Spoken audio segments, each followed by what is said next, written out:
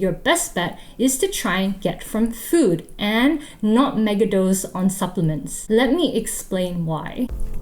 Hi, my name is Bonnie. I'm a dietitian. Today, I'm going to share with you 8 steps to take before your COVID vaccination to help you feel a bit better in managing the side effects and also maximize the potential of your immune system. What you put in your mouth in the weeks and days before your appointment can directly impact how effective your body can produce antibodies. While there aren't any studies on which diet is optimal before getting your booster shot, we know that in general, proper nutrition allows our immune system to be in tip-top shape when you get it. For an overview, this study has some interesting ranking of different nutritional interventions that may help improve immunity in the case of URTIs, or upper respiratory tract infections. This was from 2016. We see here, interestingly, that it's especially those who are physiologically stressed, perhaps those who are undergoing dialysis, have major injuries, or cancer treatment, for example, may benefit the most from certain interventions like nutrient supplementation or herbal remedies.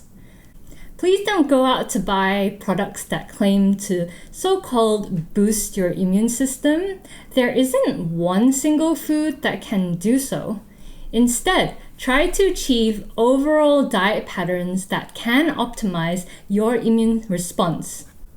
1. Eat an anti-inflammatory diet.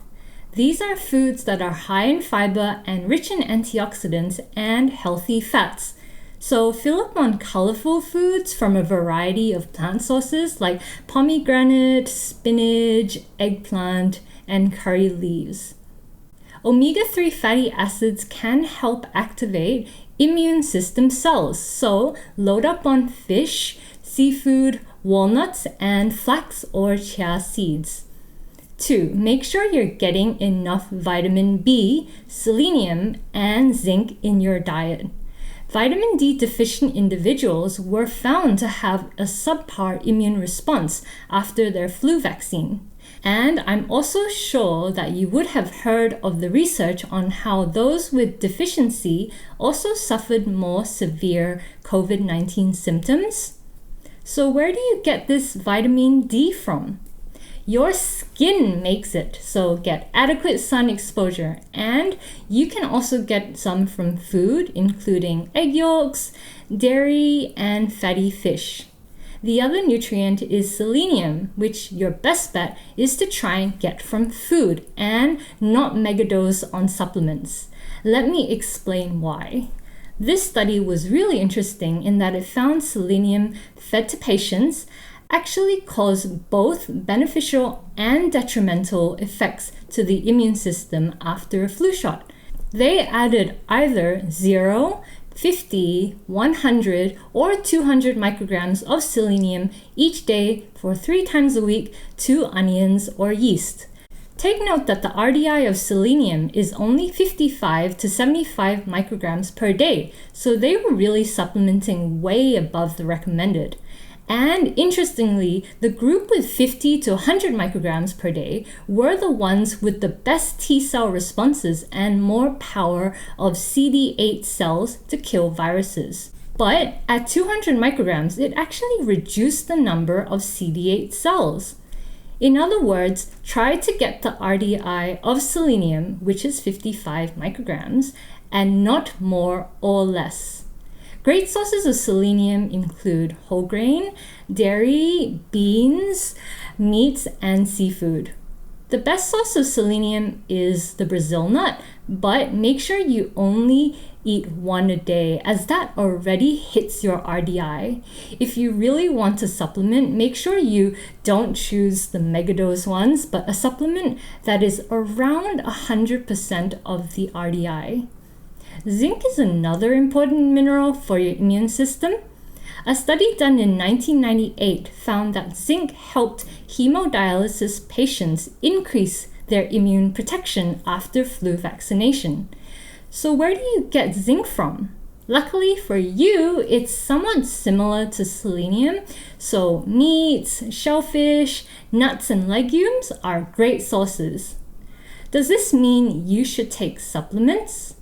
Studies have found that people who eat more than 5 serves of fruit and vegetables have better antibody stores and response to vaccines. But data on whether supplements help or not are conflicting.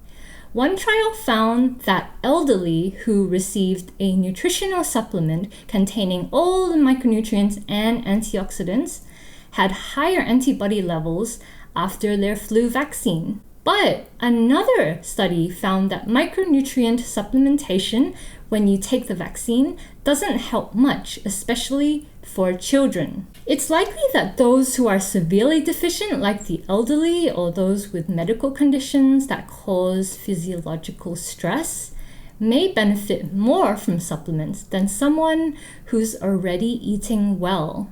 My recommendation is to get nutrients from food as much as possible, as we saw in that selenium study that found detrimental effects when supplements were used at higher levels. But if you're really struggling to have a balanced, healthy diet, you could consider short-term a multivitamin at normal RDI levels to help with any shortfalls. 3. Take gut-friendly foods, probiotics and prebiotics, or fiber. This research article found that adults, especially older adults who took probiotics or prebiotics before a flu vaccine, increased the effectiveness in protecting against certain strains.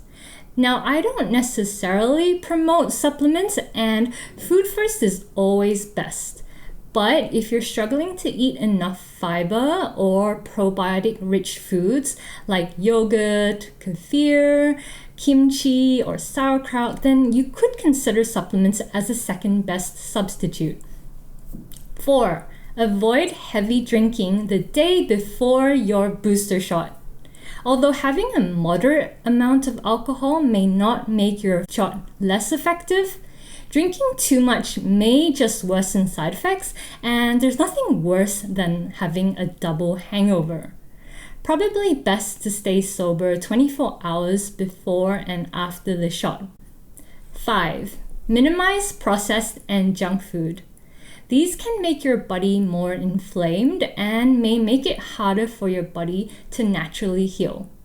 One study in children found that a chemical called PFAS found in pizza boxes, fast food wrappers, some processed fish and seafood, and non-stick Teflon material could also be linked to a lower vaccine response. And PFAS can also make COVID-19 disease more severe. So try to minimize your exposure to these things by using a ceramic nonstick or other cookware, avoiding fast food, use glass instead of plastic takeaway boxes, buying fish and seafood from regulated suppliers, and find personal products like dental floss or makeup that don't contain PFAS. 6. Stock up on healthy comfort foods at home so that you will be able to eat even if you're too tired to cook. Keep prepared meals handy in the fridge or freezer to reheat at any time. On the day of your vaccination, make sure you keep well hydrated because headaches and muscle aches are a pretty common side effect, which I got too, and being dehydrated doesn't help. And eat a nutritious meal or light snack, and don't skip eating before your vaccination. If you take the injection on an empty stomach, you may feel lightheaded or faint, especially if you have a needle phobia like me. Don't be scared of the booster shot. You are well primed with these tips now. If you're on this video, it already shows you're doing a great job in taking care of your health. Hope it was helpful for you, and if it was, please boop the like button and subscribe. Now, it doesn't make sense to only focus on what to eat before and derail all your efforts by eating incorrectly after the booster shot. So click on this video to find out more on what you should do after the jab. I'm Bonnie and you have a great day!